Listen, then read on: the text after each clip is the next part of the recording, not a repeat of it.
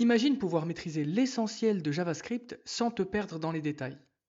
Aujourd'hui, on va voir ensemble les 20% du JavaScript que tu utiliseras dans 80% du temps. C'est parti. Commençons par la base, les variables. En JavaScript, on a trois façons principales de déclarer une variable. Var, suivi du nom de la variable, par exemple var nom égale John. De la même façon, on peut utiliser let, qui est mieux à utiliser dans certains cas, mais on le verra quand on parlera de portée plus tard dans la vidéo, et const pour déclarer une constante, donc une donnée qui ne changera pas de valeur plus tard dans ton code. Et chaque variable a un type qu'on n'est pas obligé de spécifier en JavaScript. Les plus courants sont string pour des séquences de caractères, par exemple let salutation égale bonjour tout le monde, number pour un entier ou pour un nombre à virgule, ça inclut les deux. Par exemple, let nombre égale 5 ou let moyenne égale 2,5. Boolean pour représenter une valeur qui est soit vraie, soit fausse. Donc par exemple, let isVer égale false. Undefined pour une variable qui serait déclarée mais qui n'aurait pas encore de valeur. Par exemple, let test. C'est utilisé automatiquement par JavaScript. Tu rencontreras souvent undefined si tu essayes d'accéder à une propriété qui n'existe pas sur un objet, on verra ce que c'est qu'un objet au point 4, à une variable non initialisée, donc comme letTest, qu'on a vu juste avant, ou à une valeur de retour d'une fonction qui ne renvoie rien. Et là aussi, on va voir les fonctions au point 3, je le redirai à ce moment-là pour que tu t'en souviennes. Et enfin, nul, qui représente l'absence de valeur. Par exemple, let noValue égale nul. Et là, cette fois, c'est pas automatique, c'est utilisé intentionnellement par les devs pour indiquer l'absence délibérée de valeur. Maintenant, parlons de la logique. Si tu veux exécuter du code en fonction d'une condition, tu dois utiliser if, elsif et else. Par exemple, imagine avoir une variable letAge égale 18. Tu peux afficher un message différent en fonction de l'âge. If âge est inférieur à 18, alors tu affiches tu es mineur. Else if âge égale 18, alors tu vas afficher tu viens d'avoir 18 ans. Et else, tu es majeur. Donc voilà comment ça s'écrit. Et pour répéter des actions, tu as les boucles for et while. Par exemple, pour une boucle for, ça se lit comme ça. For let i égale 0, donc initialisation d'une variable. Tant que i est inférieur à 3, i s'incrémente de 1. Donc on ajoute 1 à i. Et là, on affiche numéro suivi de la variable i. Donc à la première boucle, ça va afficher numéro 0, puisque i vaudra 0. Ensuite, numéro 1, puisque i sera incrémenté de 1. Et enfin, numéro 2, puisque i atteindra 2. Et à la prochaine boucle, i sera égal à 3. Sauf que la condition, c'est que tant que i est inférieur à 3, ça continue de boucler. Et là, comme il atteint 3, ce n'est plus valable. Si par contre on ajoute ici un égal pour inférieur à égal, ça aurait continué une fois de plus et ça se serait arrêté. Et pour while, c'est à peu près le même principe. On crée une variable let j égale 0 et puis while j est inférieur à 3, on affiche numéro suivi de la variable j et on l'incrémente. Donc la différence c'est que avec la boucle for, on donne le point de départ, la condition pour continuer la boucle et l'incrément à chaque itération. Alors qu'avec while, la boucle continue tant que la condition donnée est vraie. Donc on ne sait pas à l'avance quelle sera cette condition et combien de fois on va boucler. Alors qu'avec for, on le sait. Passons maintenant aux fonctions. Les fonctions sont essentielles en JavaScript. Elles permettent de regrouper des instructions et de les réutiliser. Pour déclarer une fonction, utilise le mot-clé function suivi du nom de la fonction. Ici par exemple, salutation, puis des parenthèses qui peuvent contenir des arguments que tu peux voir comme des variables que la fonction peut recevoir pour les utiliser. Mais toutes les fonctions ne renvoient pas nécessairement une valeur. Par exemple, dans cette fonction, on affiche juste un message, elle n'a pas de return, elle exécute simplement une action. Pour revenir au undefined, si ici j'essaye d'afficher la valeur de retour de cette fonction, ça ne fonctionnera pas, car elle ne renvoie rien. Donc ici, le résultat vaudra undefined. Et pour une syntaxe plus concise, on a les fonctions fléchées, utiles pour les fonctions courtes. Donc voilà leur syntaxe, on les déclare comme si on déclarait une variable, et ensuite on utilise des parenthèses pour y mettre les arguments, une flèche et l'opération logique effectuée avec les arguments. Il existe des différences entre les fonctions traditionnelles et les fonctions fléchées, mais pour l'instant, concentrons-nous sur l'essentiel. Si tu souhaites approfondir, Tu pourras explorer ces différences plus tard. Ensuite, on a les objets et les tableaux. Un objet regroupe des valeurs sous forme de paires clés-valeurs. Pense à un objet comme à une boîte à outils où chaque outil a un nom. Par exemple, LED voiture égale marque Toyota, modèle Corolla, année 2020. Ici, marque, modèle et année sont les clés et Toyota, Corolla et 2020 sont leurs valeurs respectives. Et les tableaux sont des listes ordonnées d'éléments. Tu peux les voir comme des listes de courses. Par exemple, lait de fruits égale pomme, banane, cerise, etc. Chaque élément a un index commençant par 0. Donc ici, fruit 0 nous donnera pomme, fruit 1, banane, fruit 2, cerise, etc. Voyons maintenant le DOM. Le DOM, ou Document Object Model, c'est comme le pont entre ton code JavaScript et le contenu de ta page web. C'est grâce à lui que tu peux interagir et modifier le contenu de ton site en temps réel. La première étape pour interagir avec un élément de ta page, c'est de le sélectionner. Pour ça, on utilise souvent la méthode querySelector. Par exemple, let titre égale document.querySelector h1. Ici, on a sélectionné le premier élément h1 de la page et stocké sa référence dans la variable titre. Une fois que tu as sélectionné un élément, tu peux le modifier. Par exemple, on peut changer le texte de notre titre. Titre.textContent égale bienvenue sur mon site. Maintenant, le texte du titre H1 sera bienvenue sur mon site. Et les événements te permettent de réagir à certaines actions de l'utilisateur, comme un clic sur un bouton.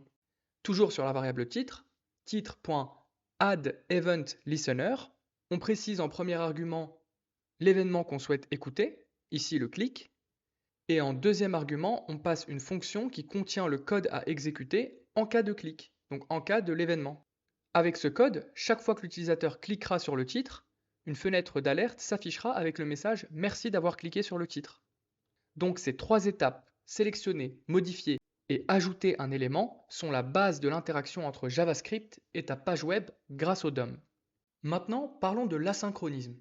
C'est souvent délicat pour les débutants, mais je vais essayer de te l'expliquer de la manière la plus claire possible. L'asynchronisme, c'est quand tu veux faire quelque chose, mais que tu ne sais pas combien de temps ça va prendre. Imagine que tu commandes une pizza, tu vas pas rester à attendre devant ta porte jusqu'à ce qu'elle arrive, non? Tu vas peut-être regarder un film ou lire un livre en attendant.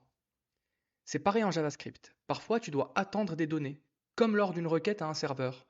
Mais tu ne veux pas que tout le reste de ton code soit bloqué en attendant la réponse.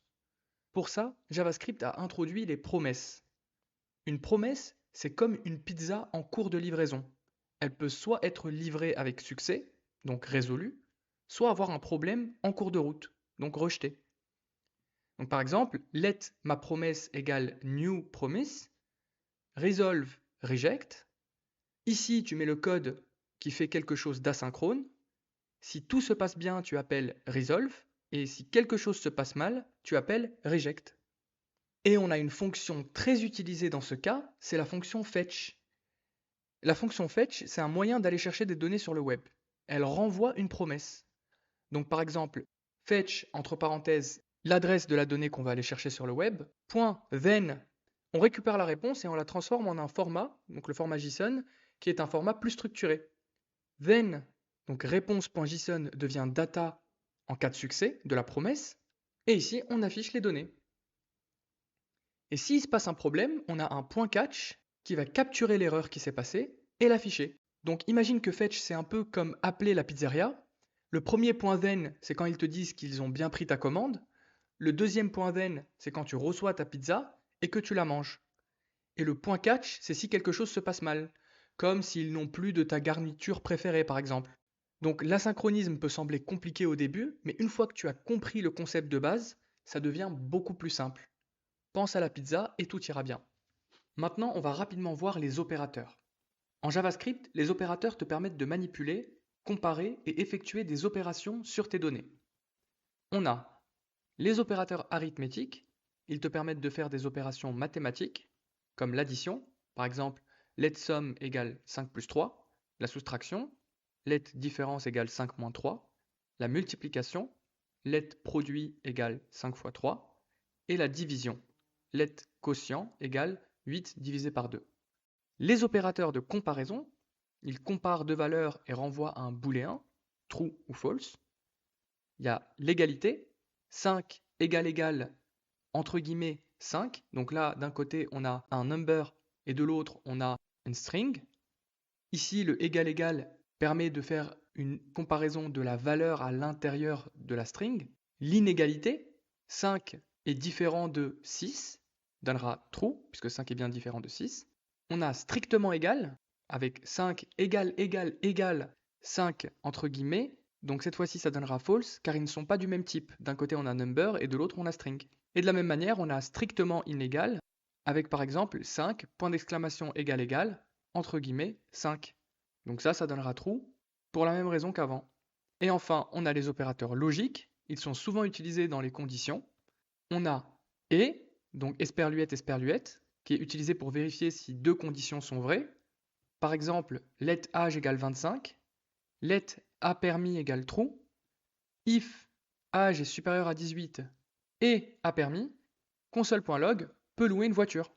On a ou, avec ce qu'on appelle les pipes, donc deux pipes, utilisés pour vérifier si au moins une des conditions est vraie. Par exemple, let membre premium égale false, let a coupon égale true, if membre premium ou a coupon, donc une des deux est vraie, donc ça affichera bien accès à la promotion.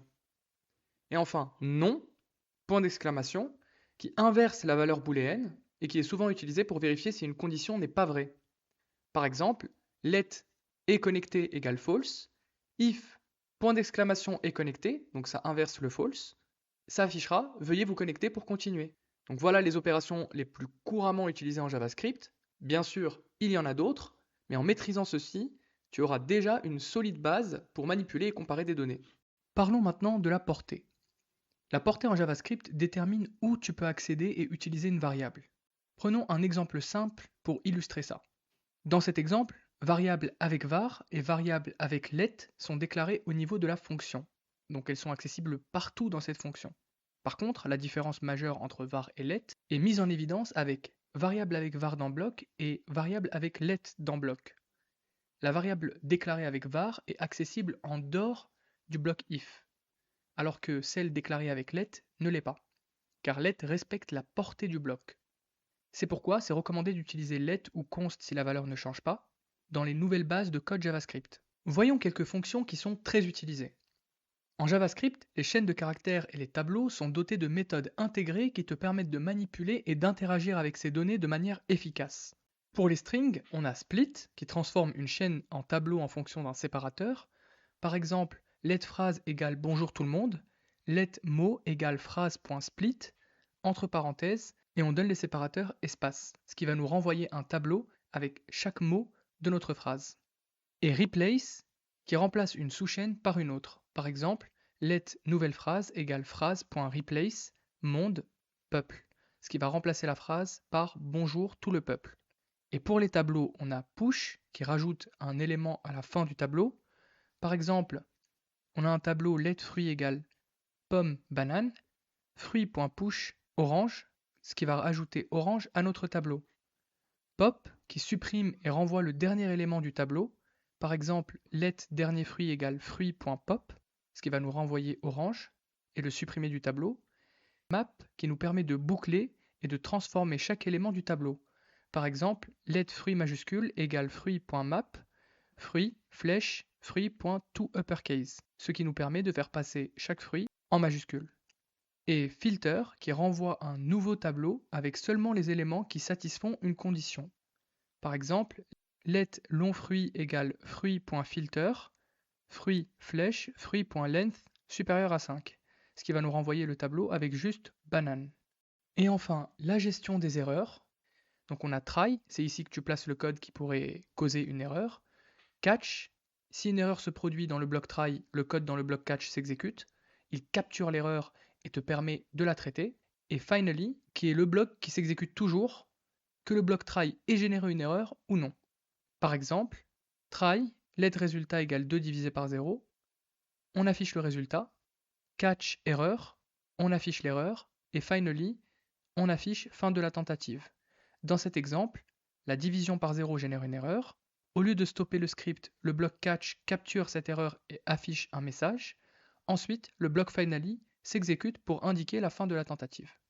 Voilà, en quelques minutes, tu as découvert les fondamentaux du JavaScript. Si tu as aimé cette intro rapide, n'oublie pas de t'abonner et dis-moi en commentaire quelle techno tu veux que je traite pour le prochain Code Pareto. À bientôt.